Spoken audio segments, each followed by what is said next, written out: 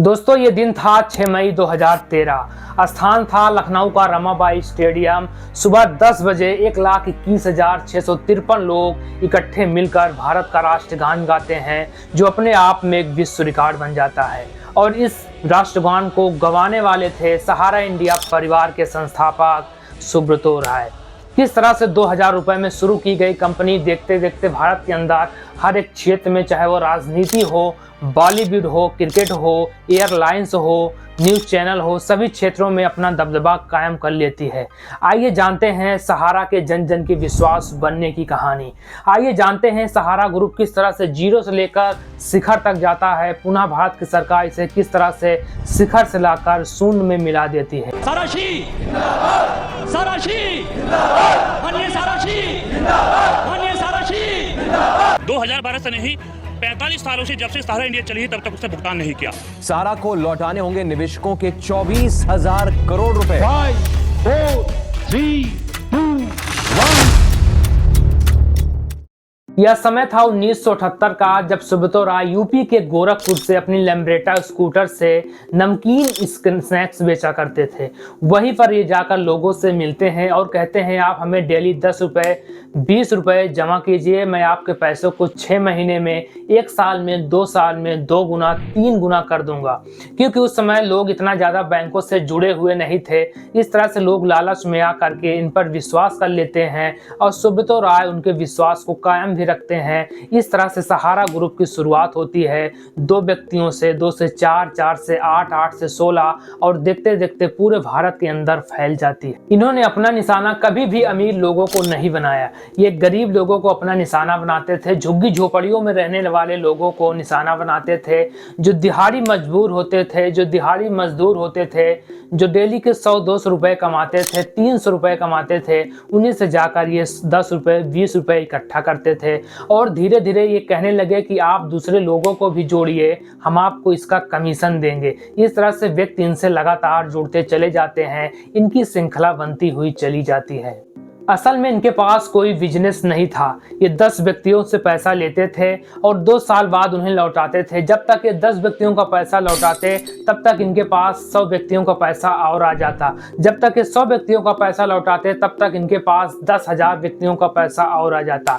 इस तरह से इनका यही बिजनेस मॉडल था, एक व्यक्ति से पैसा लेना और उसे दूसरे व्यक्ति को देना और दूसरे व्यक्ति का विश्वास जीतना। सहारा ग्रुप के आगे बढ़ने की सबसे बड़ी वजह यही थी कि ये लोगों का विश्वास जीतते गए और सहारा ग्रुप आगे बढ़ता हुआ चला गया। और सहारा ग्रुप भारत के एक विशेष वर्ग का, जो मध्यम और गरीब वर्ग था, उनका एक पूरी तरह से विश्वास बन गया था। लोग सहारा के नाम पर अपने घर बनवाने का सपना देखने लगे कि हम पैसे देंगे और हमारा डबल हो जाएगा, 4 गुना हो जाएगा, तो हम अपने बच्चों की शादी करेंगे, बेटियों की शादी करेंगे, अपना घर बनवाएंगे। अपने सभी काम निकालने के सपने लोग धीरे धीरे इस सहारा के नाम पर ही देखने लगे। लेकिन साल 2000 आते आते सहारा ग्रुप बिजनेस के कई क्षेत्रों में, रियल इस्टेट बिजनेस हो, न्यूज़ चैनल खोलना हो, एयरलाइंस खोलना हो, हर जगह सहारा का कदम जा चुका था। सहारा पहले की अपेक्षा और ज़्यादा मजबूत हो चुका था, क्योंकि उसके पास अब बिजनेस हो गया था। साथ ही साथ लगातार निवेशकों का पैसा उसके पास आ रहा था।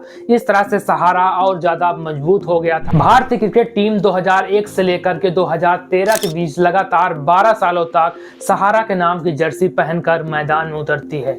2011 में इन्होंने पुणे वॉरियर्स नामक अपनी एक IPL टीम भी लॉन्च की थी। पुणे के पास लोनावाला में स्थित इन्होंने 10,600 एकड़ में फैला हुआ अपनी MB वैली सिटी बनाया, जो कि उस समय भारत की एक ड्रीम सिटी हुआ करती थी।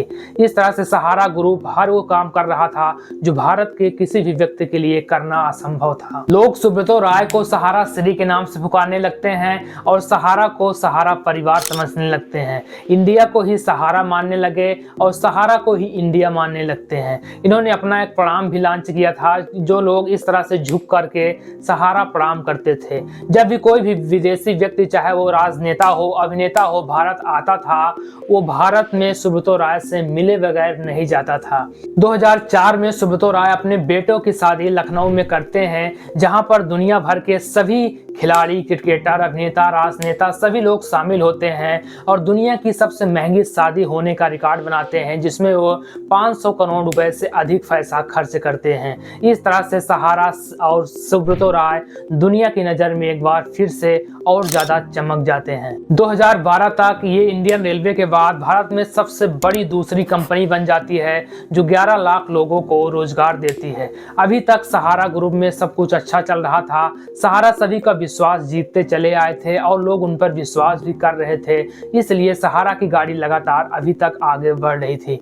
लेकिन अब शुरू होता है सहारा ग्रुप का बुरे दिन। इसी विश्वास के आधार पर सहारा श्री जाते हैं शेयर मार्केट में अपनी 2 कंपनियों को लेकर के, सहारा रियल एस्टेट कॉरपोरेशन, सहारा हाउसिंग इन्वेस्टमेंट कॉरपोरेशन। इन दोनों कंपनियों का आईपीओ लाने के लिए शेयर मार्केट में जाते हैं ताकि वो और अधिक पैसा कमा सके।